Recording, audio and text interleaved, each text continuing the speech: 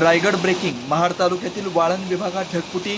महाड तालुक्यात जोरदार पावसाचा पहिला फटका. काळ नदी दुतडी भरून वाहू लागली. चांदोशी, वारंगी, वाळणमध्ये रस्त्यावरून वाहिली नदी आणि डोंगरातील ओढ्यांचं पाणी.